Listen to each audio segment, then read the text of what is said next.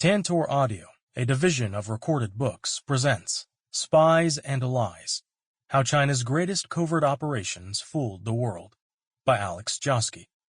Narrated by James Daniel Burkdoll. Introduction.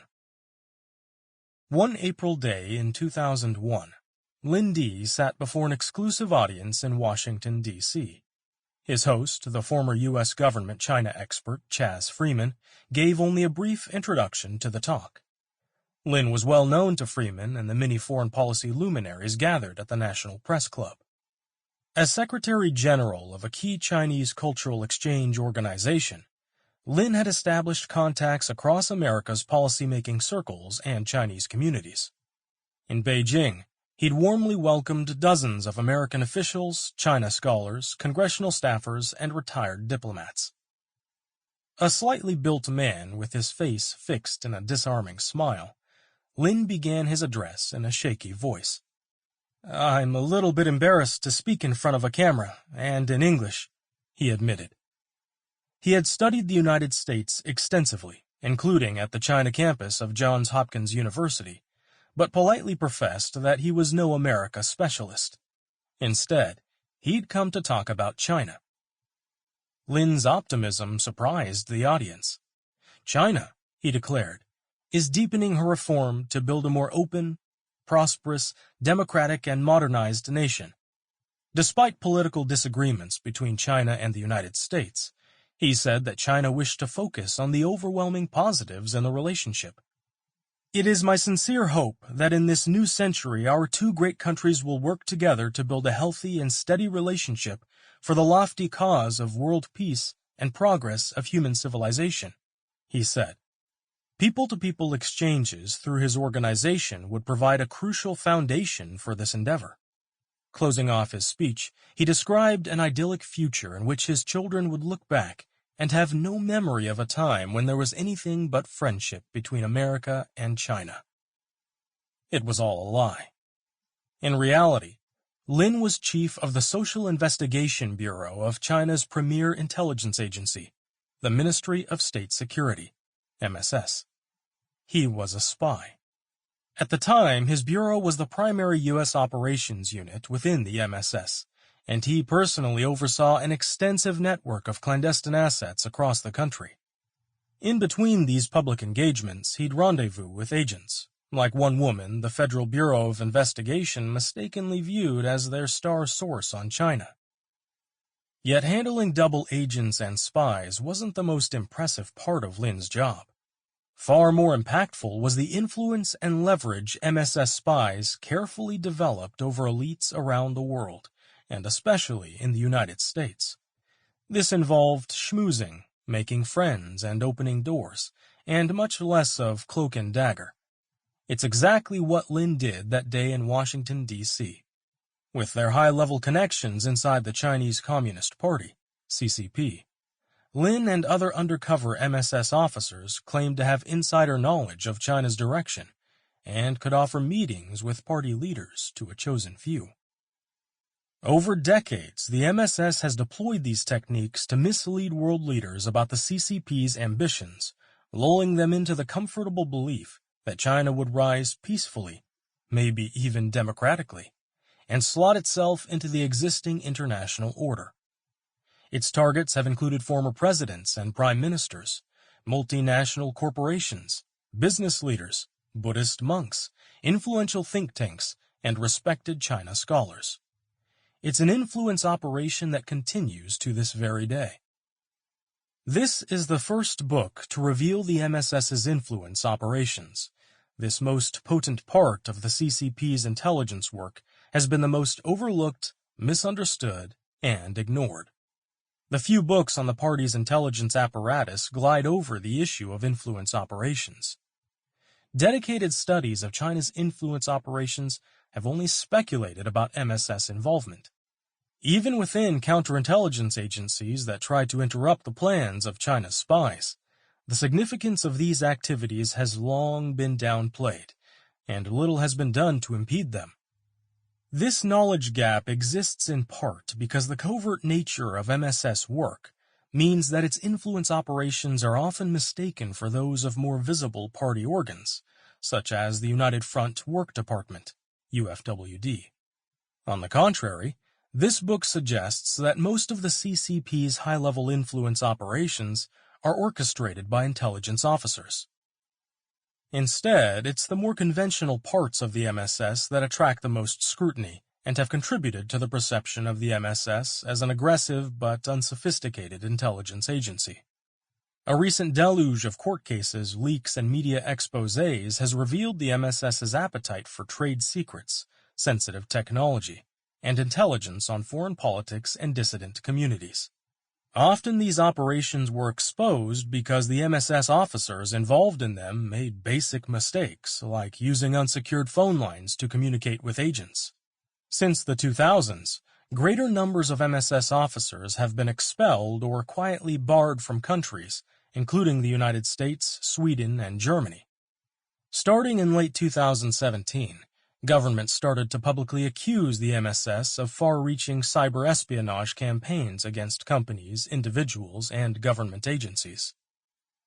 The immensity of the CCP's intelligence community is another distraction from its influence operations. Alongside the MSS, the People's Liberation Army, PLA, has three main intelligence agencies, roughly responsible for eavesdropping and hacking, human intelligence operations and analysis, and political warfare. China's Ministry of Public Security, nominally a police agency, also has a long history of foreign intelligence operations, including an unsuccessful attempt to influence the Trump administration in 2017. Even within the MSS, there are subordinate units in every region and major city of China that often take the lead on foreign operations. Put together, these local counterparts likely have well over 100,000 employees, perhaps 10 times more than the MSS's headquarters. Sitting around these core agencies, additional party-state organs, private and state-owned companies, and lone actors appear to feed into the party's intelligence system. Chinese companies have been caught encouraging employees to bring back proprietary research from foreign rivals. A Chinese official might opportunistically glean sensitive information from a friend or relative in America. From the outside, it looks like an incoherent mess of overlapping responsibilities and unprofessional intelligence operations. And sometimes it is. If you're looking for Chinese state intelligence activity, there's plenty of it, enough to keep you busy without having to step back and worry about influence operations. What this shows is that the CCP supervises an extensive array of professional intelligence agencies and calls on hundreds of thousands of intelligence officers to do its bidding. Though coordinating this web of agencies and spies is a nearly impossible task, intelligence operations are a fundamental source of power and influence for the party. Their activities are deliberately hidden, making them easy to forget and overlook. But their significance is difficult to understate. Peter Mattis, an expert on China's intelligence services, argues that delving into these organizations does much more than help catch spies. Properly analyzed, MSS activities offer unrivaled insights into the party's inner workings and ambitions. Understanding the operation of the party's intelligence apparatus is essential to understanding China's past, present, and future.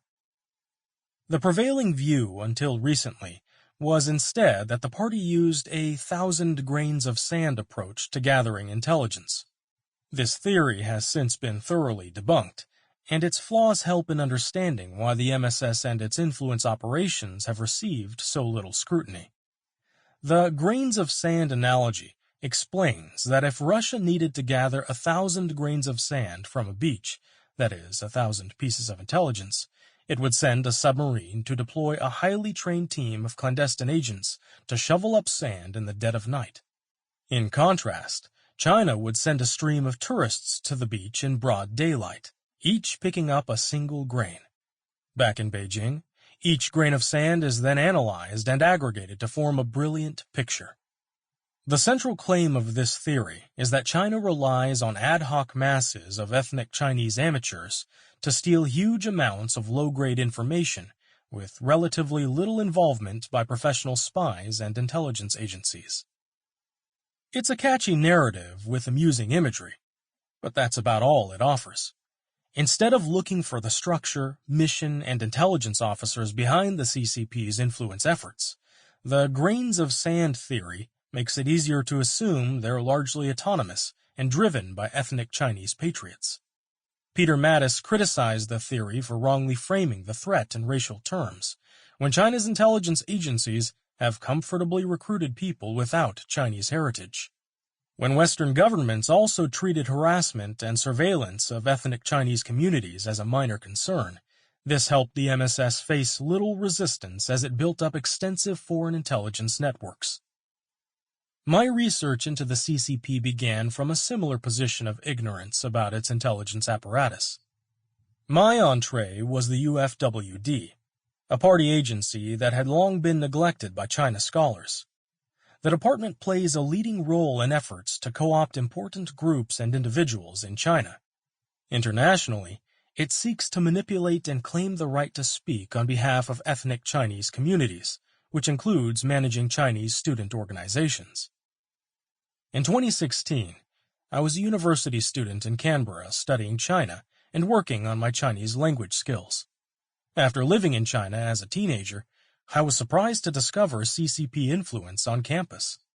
The previous year, the president of a Chinese government-backed student association threatened the university pharmacy until it stopped stocking copies of a dissident Chinese newspaper.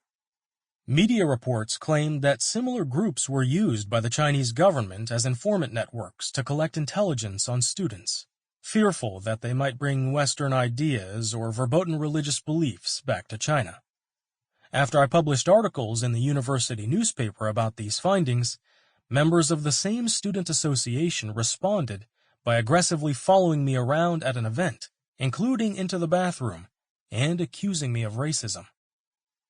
It was terrifying and exciting to me, and I later had the opportunity to focus on this issue when I helped Clive Hamilton research his 2018 book, Silent Invasion: China's Influence in Australia.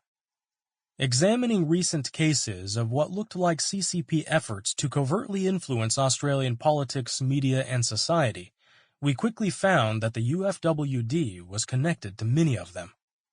Billionaire property developers, self-appointed community leaders, and numerous political candidates who had a history of alignment with the CCP's interests were almost invariably members of organizations controlled by the UFWD.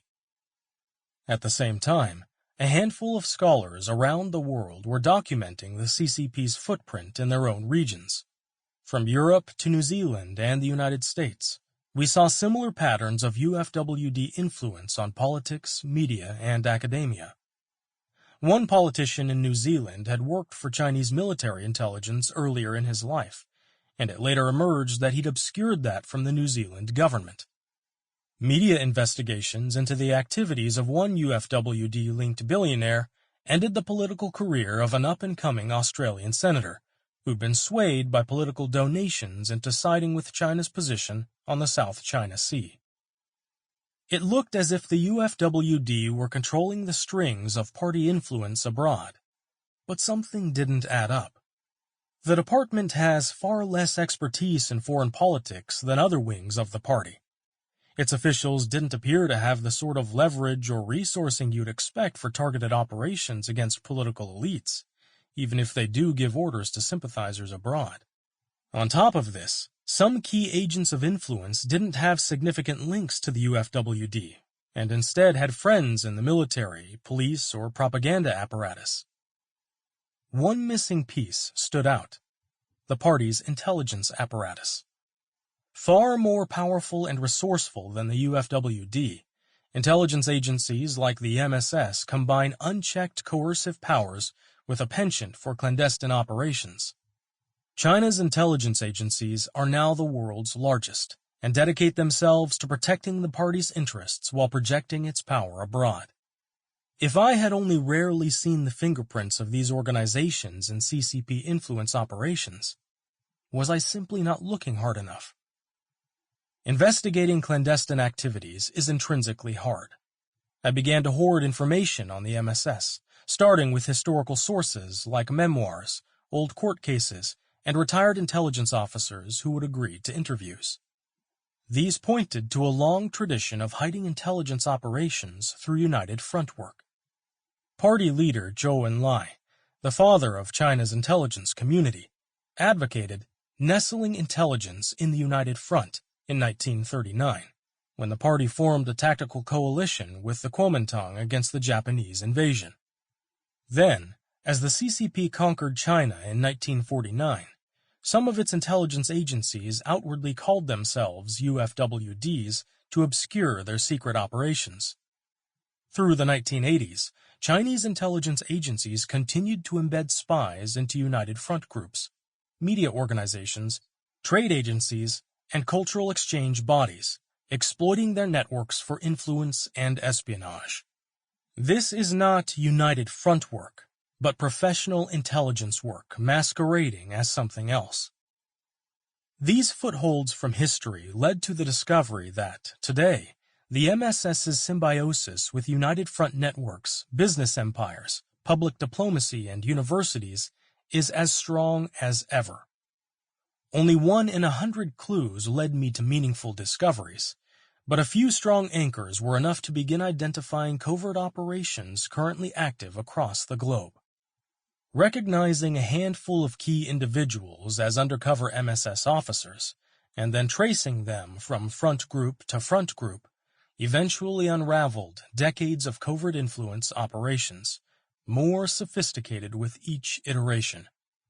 These operations are widespread, targeted, and handled with direct involvement from party leaders.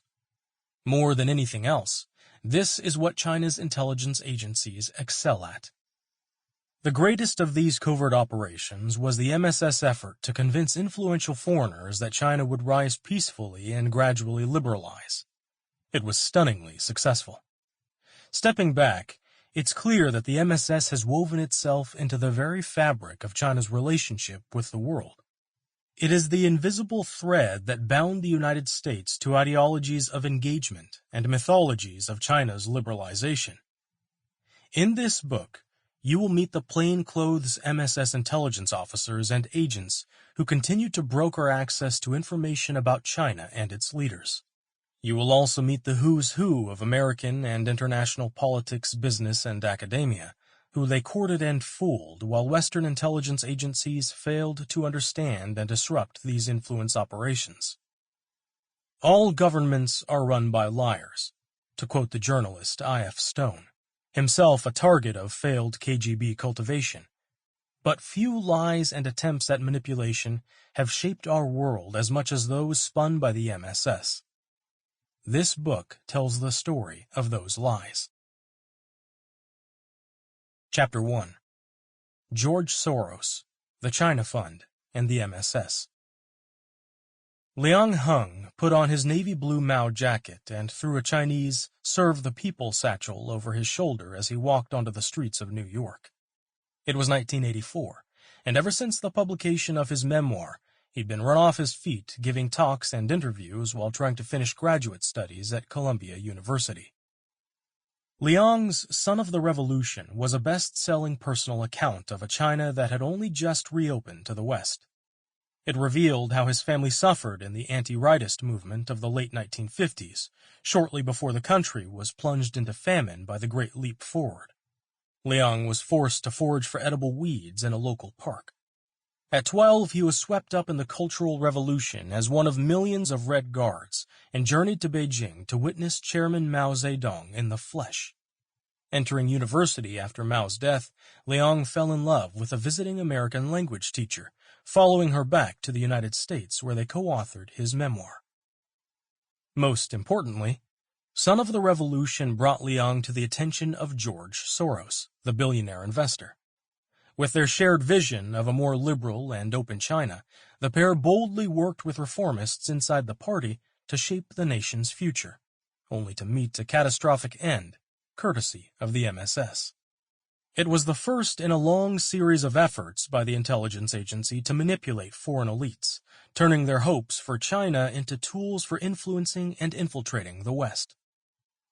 George Soros read Liang's memoir and reached out to the publisher. He wanted to meet the author himself. A businessman. I'm flat out every day. Why should I see this businessman? Liang thought. He hadn't heard of Soros before, but agreed to the meeting anyway. Now he was on his way. They met for lunch at an upmarket French restaurant where Soros was a regular and had his own private booth.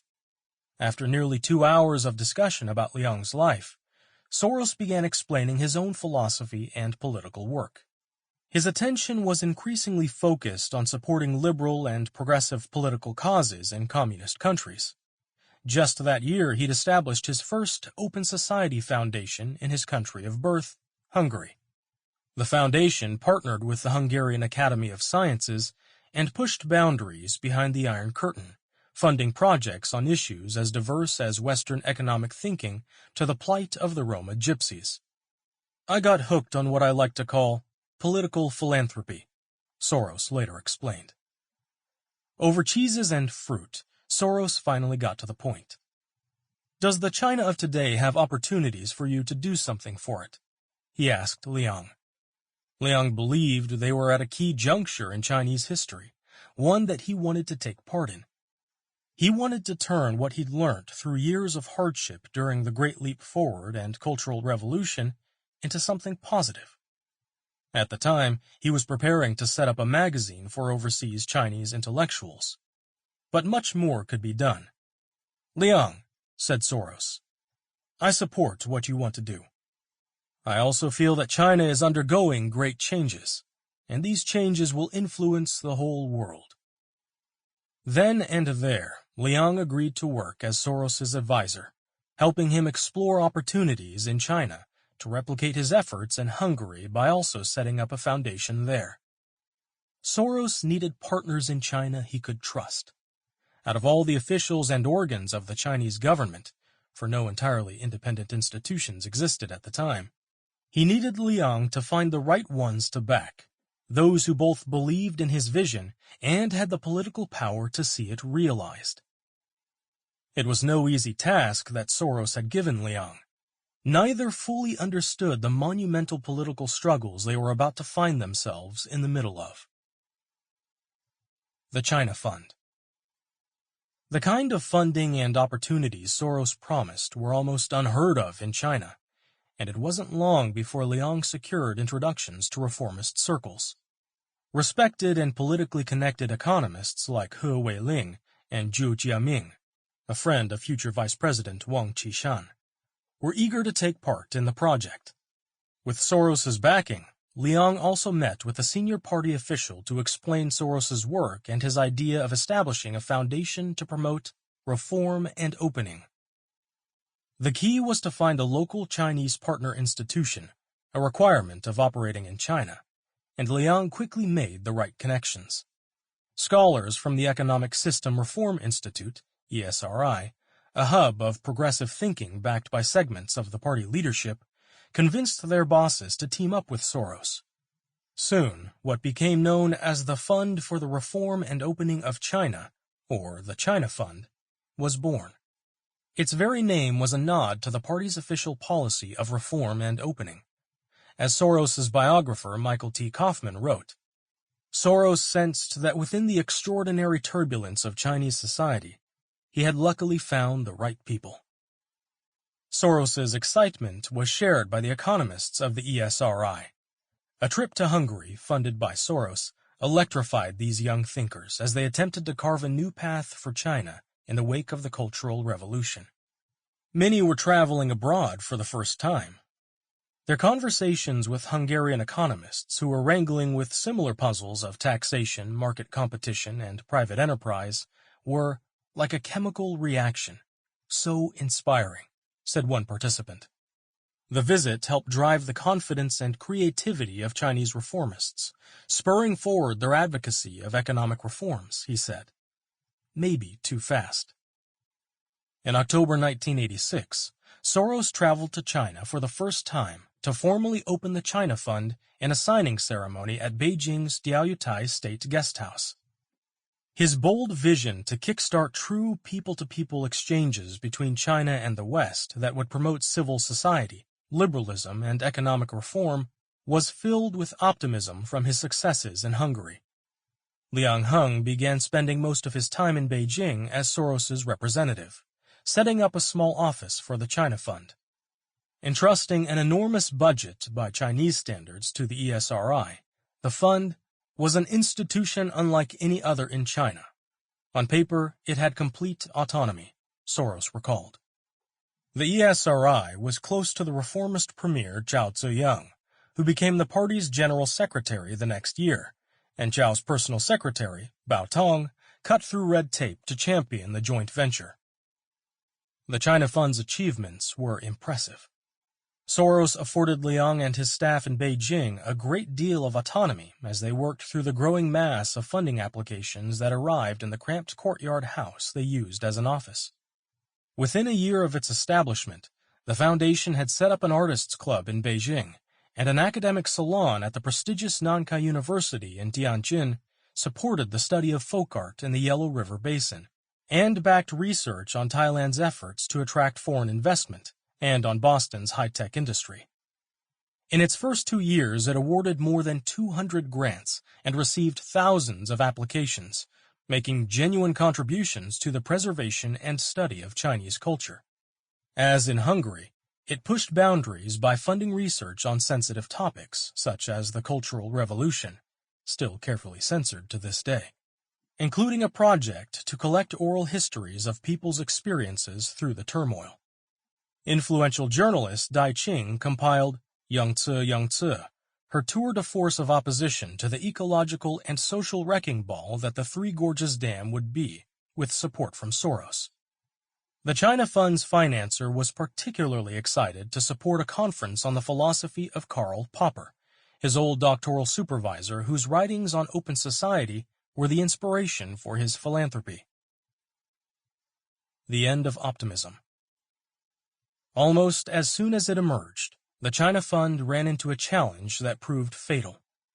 General Secretary Zhao Ziyang's aide had made a dangerous political gamble by backing the venture. Bao Tong was hated by many, said one former Chinese government economist. According to Soros, opponents of radical reforms, who were numerous, banded together to attack Bao Tong. Bao and the ESRI had stuck their neck out too far. Hardline skeptics of economic liberalism and exchange with the West saw their chance to strike. And Zhao's influence as general secretary, nominally the party's most senior leader, wasn't enough to insulate Soros's venture from the growing resistance of conservative party elders. Liang rushed back from New York to Beijing, only to find that their Chinese partners had already decided on the next steps. In the face of complaints from party elders about the China Fund, Zhao Ziyang ceded its control to new management. It wasn't a fight he wanted to pick, nor one he could dare to. Zhao agreed to sever ties between the ESRI and the China Fund, bringing in the China International Culture Exchange Center, CSEC, a group under the Ministry of Culture, as its new partner institution. Things weren't all bad, or so it seemed. CSEC had the backing of senior party leaders, including Xi Jinping's father, and served as one of the only official channels for cultural exchanges with the outside world. Its strong ties to officialdom could insulate Zhao and the China Fund from those who wished to see it destroyed. By the time this decision had been made, neither Soros nor Liang had even met with representatives of CSEC. The ESRI's director quickly arranged a meeting between Liang and the head of CSEC, Vice Minister Yu Guang. Yu quickly convinced him of the merits of this new arrangement and told him he believed in the importance of friends like Soros who could support China's modernization. Once I heard about this plan, I understood that at the time there was no other choice, Liang reflected. They had to agree to work with CSEC if they were to survive. Soros took these changes in his stride, accepting some degree of political interference as a necessary compromise when operating in China. In February 1988, he traveled to Beijing to reconfirm his commitment to bankroll the foundation and sign a revised agreement with Yu Guang, his new Chinese co-chair. As Xinhua News Agency reported at the time, academic research on reform and opening and funding activities by non-governmental organizations remained priorities for the China Fund. The article described Soros as a friendly American figure. Sample complete. Ready to continue?